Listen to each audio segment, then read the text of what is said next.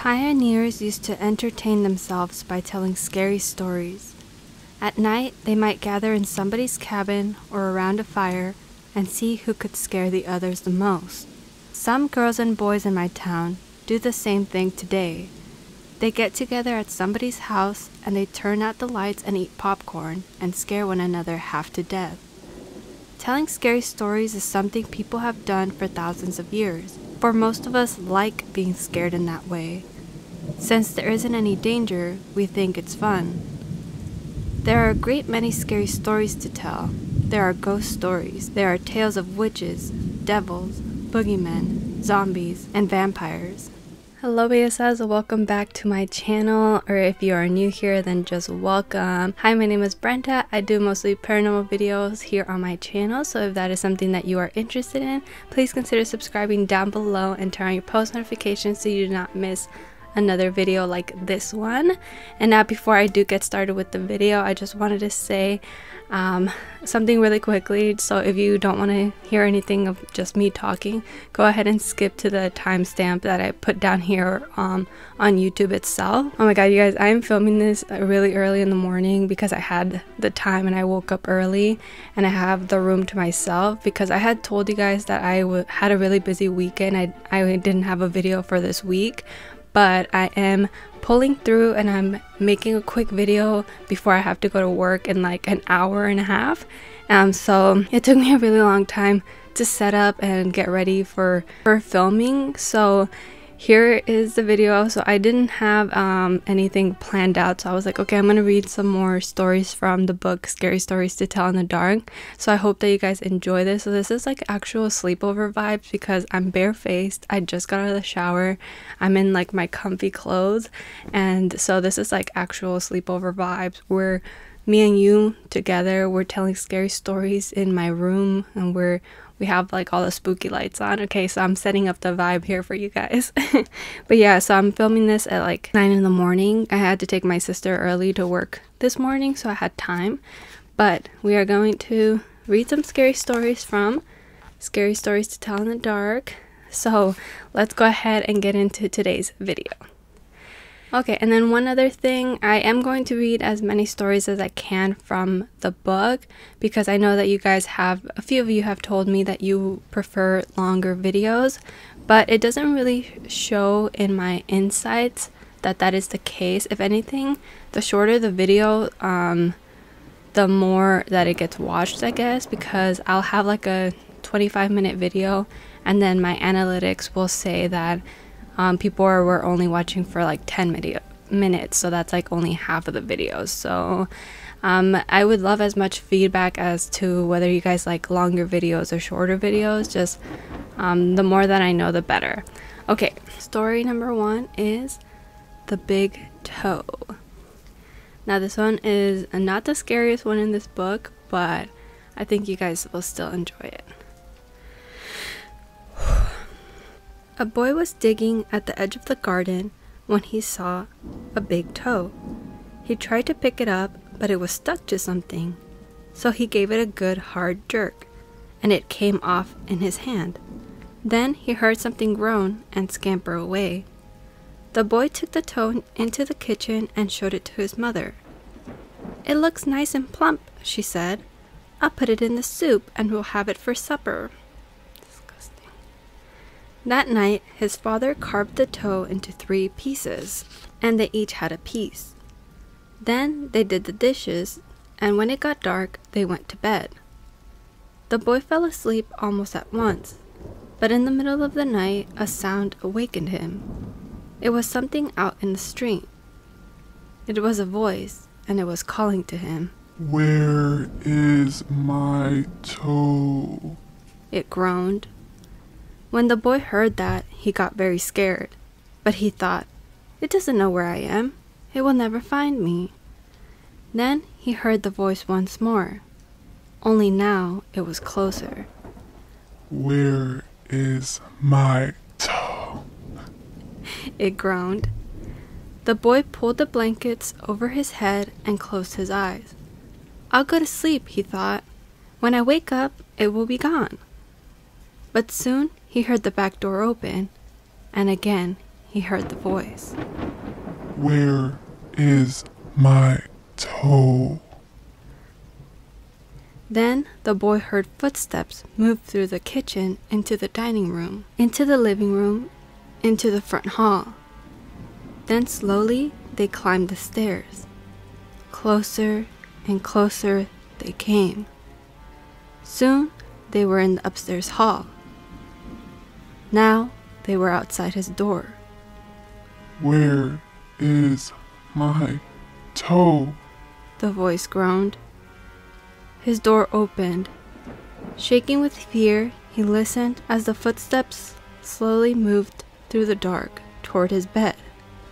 Then they stopped. Where is my toe? The voice groaned. You've got it! And that's the end of that.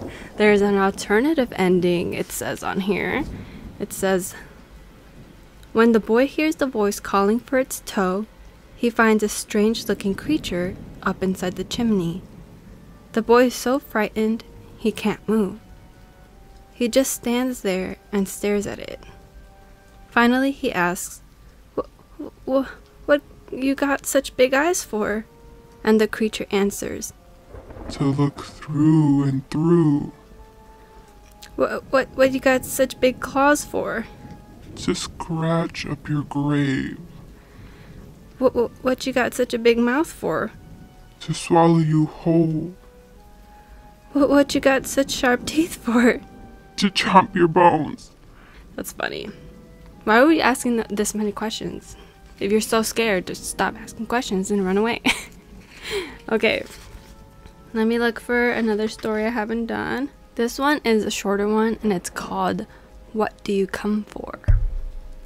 Sorry my book keeps hitting my microphone. I just don't know where else to put it because I need to be able to read it. This cancels out my voice completely. Okay. My god, I can't stop hitting it. Okay. There was an old woman who lived all by herself, and she was very lonely. Sitting in the kitchen one night, she said, "Oh, I wish I had some company." No sooner had she spoken than down the chimney tumbled 2 feet from which the flesh had rotted. The old woman's eyes bulged with terror. Then 2 legs dropped to the earth and attached themselves to the feet. Then a body tumbled down, then 2 arms and a man's head. As the old woman watched, the parts came together into a great, gangling man. The man danced around and around the room. Faster and faster he went. Then he stopped and he looked into her eyes. "What do you come for?" she asked in a small voice that shivered and shook. "What do I come for?" he said. "I come for you." There are always these jump scares where you're supposed to scare people when you're reading these, but I'm really bad at them, as you can see. But illustration, very creepy vibes. Gross. Okay. This one is called The Thing. I'm gonna take a sip of my drink.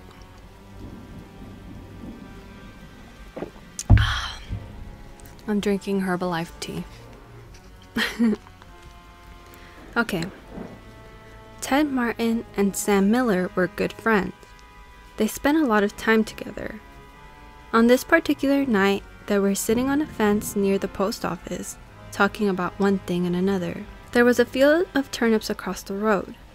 Suddenly, they saw something crawl out of the field and stand up. It looked like a man, but in the dark, it was hard to tell for sure. Then it was gone.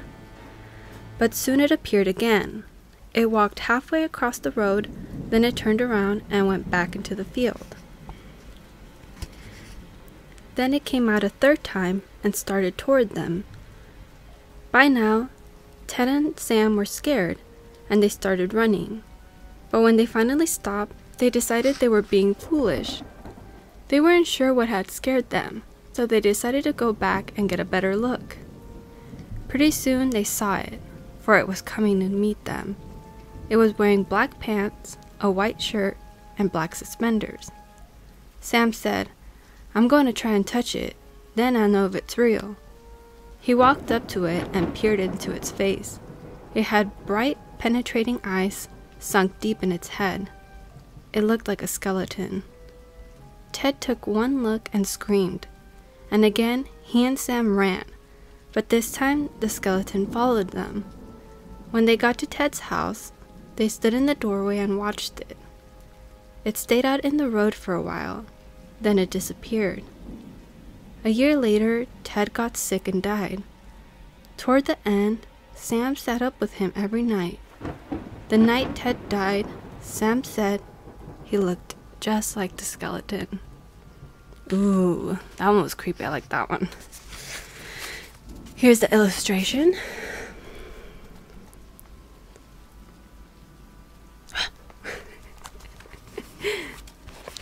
Alrighty. Let's see what else we have here. This one is called Cold as Clay.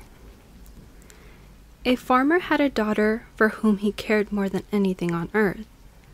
She fell in love with a farmhand named Jim, but the farmer did not think Jim was good enough for his daughter. To keep them apart, he sent her to live with her uncle on the other side of the county. Soon after she left, Jim got sick and he wasted away and died. Everyone said he died of a broken heart. The farmer felt so guilty about Jim's death, he could not tell his daughter what happened. She continued to think about Jim and the life they might have had together. One night, many weeks later, there was a knock on her uncle's door. When the girl opened the door, Jim was standing there. "Your father asked me to get you," he said. "I came on his best horse." "Is there anything wrong?" she asked. "I don't know," he said. She packed a few things and they left. She rode behind him, clinging to his waist. Soon he complained of a headache. "It aches something terrible," he told her. She put her hand on his forehead. "Why are you so cold as clay?" she said. "I hope you are not ill." And she wrapped her handkerchief, I can't say that word, around his head. They traveled so swiftly that in a few hours they reached the farm.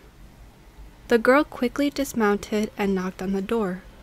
Her father was startled to see her. "Didn't you send for me?" she asked. "No, I didn't," he said. She turned to Jim, but he was gone, and so was the horse. They went to the stable to look for them. The horse was there. It was covered with sweat and trembling with fear, but there was no sign of Jim. Terrified, her father told her the truth about Jim's death.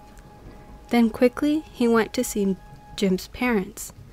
They decided to open his grave. The corpse was in its coffin, but around its head they found the girl's handkerchief. Oh, that was scary. I like that one.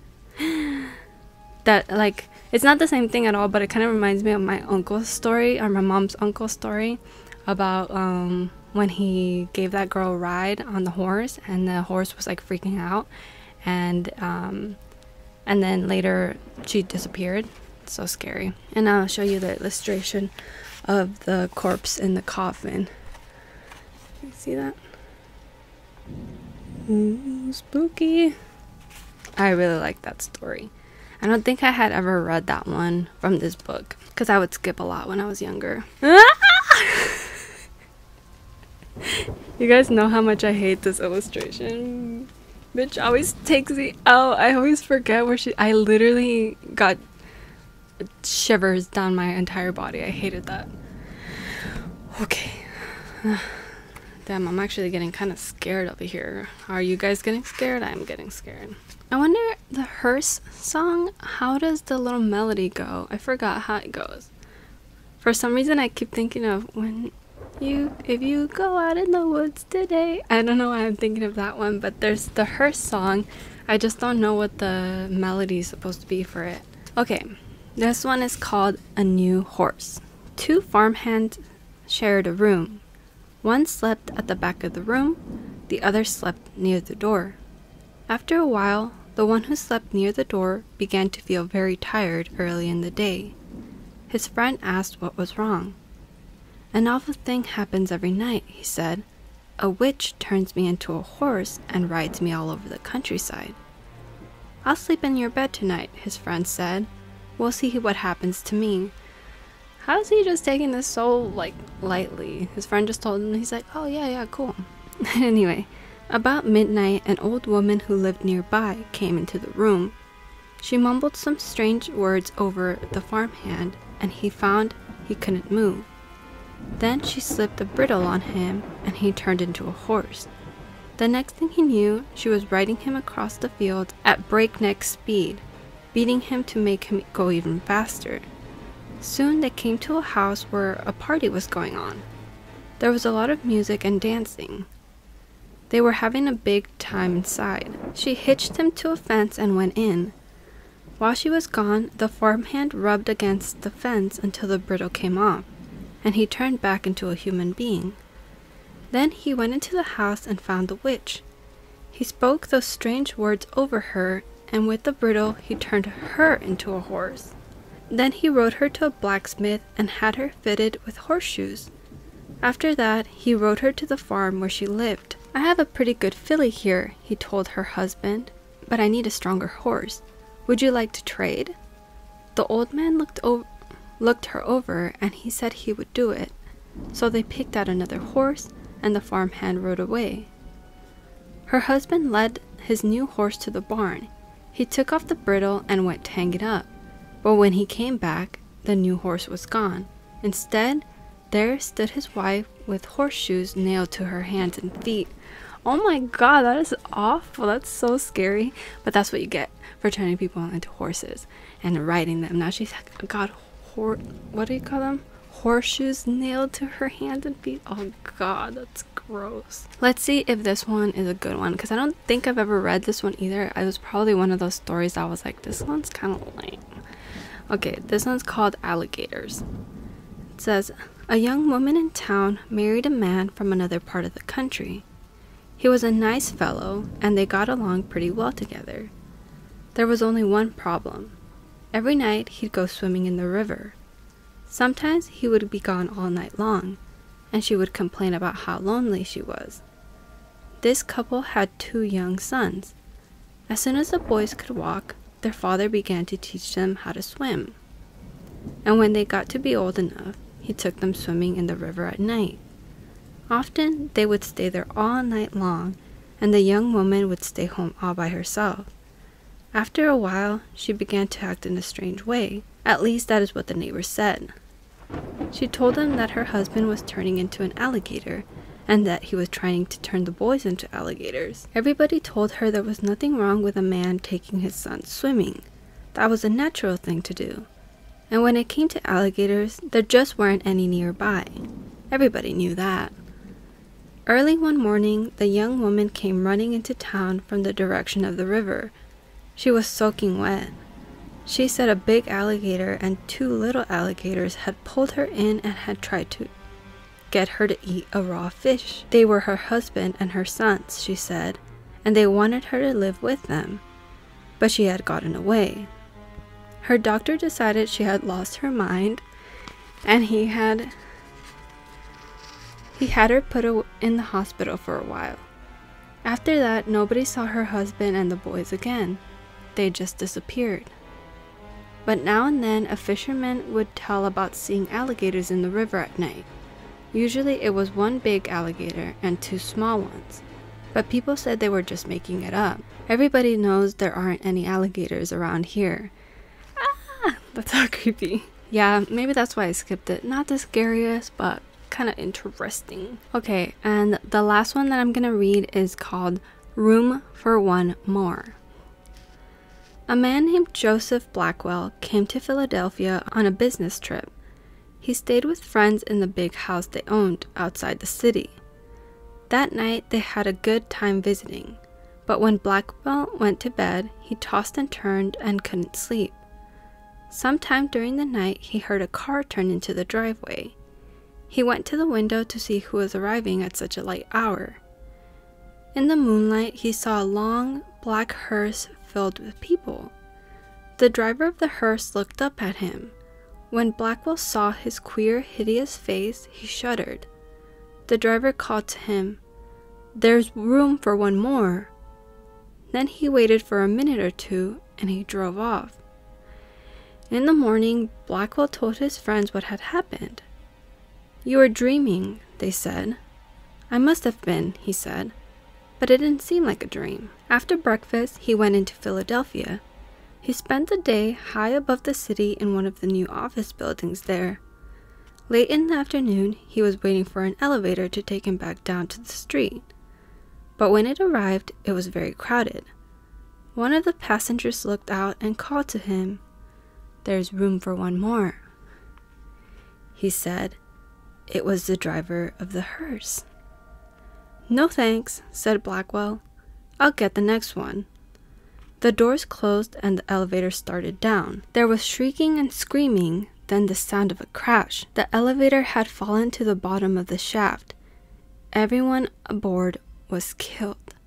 Oh, that was scary. That was a creepy one. I like that one. This is the illustration for it. It's not the creepiest, but it's still like, sorry, that was really close to the mic. It's still like little tombstones. Oh, that one was a creepy one. I like that one. Okay, guys, that is going to be the last spooky story that we're gonna read for the sleepover because we have to go Mimi's at some point, right? But I hope you guys enjoyed me reading these stories to you. I really enjoy reading these because they're fun, light-hearted sort of spooky stories that they kind of do end up getting you a little bit creeped out. And as I always say, when I was younger, reading these, I would definitely get creeped out, and I was actually kind of terrified of these. But there I was in the middle of the night with a flashlight reading the stories. But thank you so much for making it all the way to the end of the video. And before I do end today's video, today's comment shout out goes to this person right here. Thank you so much for leaving a nice comment. As always, it really makes my day. And if you want to be the next comment shout out, all you have to do is leave me a nice comment down below, and that's it. Thanks again for watching today's video. Hopefully I will see you in the next one. Don't forget to stay safe and be kind. Bye bye.